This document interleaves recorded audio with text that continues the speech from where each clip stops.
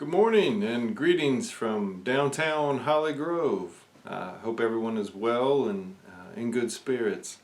And as always, I strongly recommend that you check out our website, www.hollygrovechristian.com, as well as our YouTube page for great resources and videos.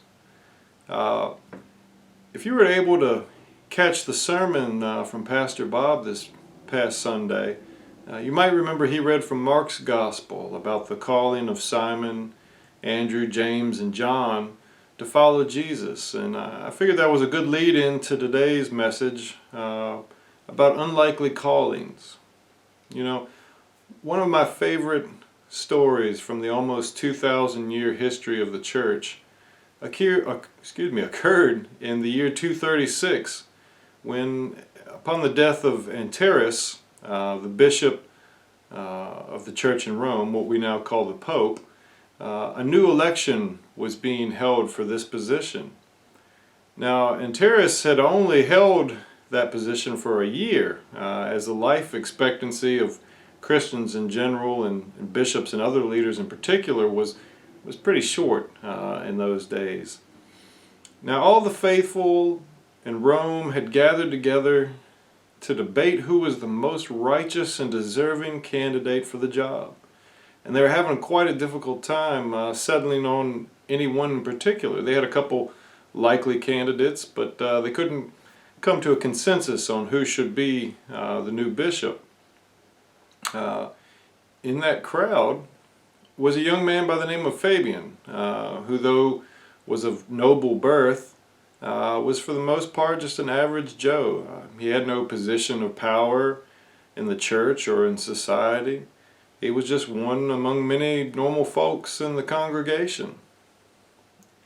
It was then, in the midst of this, that a seemingly miraculous event is reported to have happened. Amongst all the arguing and debating of the gathered crowd there, a lone dove descended and set upon the head of young Fabian. The crowd fell silent momentarily and turned to him and gazed with astonishment. And then the cry went out, him, Fabian is the one. It's a sign from God. And so young, unassuming Fabian suddenly found himself the Bishop of Rome, the Pope. And he went on to do many good things in his 14-year career. He unified the congregations of Italy and Western Greece. There had been some disagreements and some rifts there. He collected details on all the martyrs and their stories. And he sent missionaries to the people of what is now France. It's a pretty amazing story, right?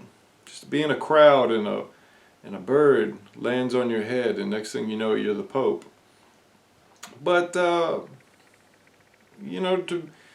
to be suddenly thrust into a world, a job, a calling you never expected or possibly even wanted, it's a very common miraculous story, if you want to say that, which we find repeatedly in the Old and New Testaments about God calling upon the unlikely to do what may seem impossible. God called Moses, a murderer, rumored to have a speech impediment, to free and lead his people from bondage and carry them over through the desert.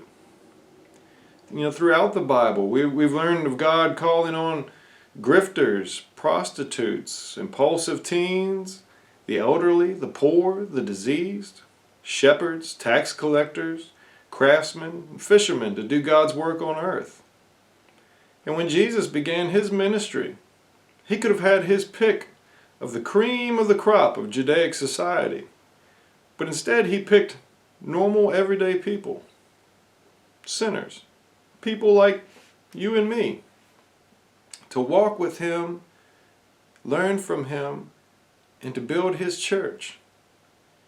You see, God chooses the imperfect, the weak, and the humble for God's own perfection, power, and glory. You might think that God is not calling you because you believe yourself to be weak or sinful or unworthy. But as the Apostle Paul revealed to us in Corinthians 12, 9 through 10, he says, that God said to me, My grace is sufficient for you, for power is made perfect in weakness. So I will boast all the more gladly of my weaknesses, so that the power of Christ may dwell in me.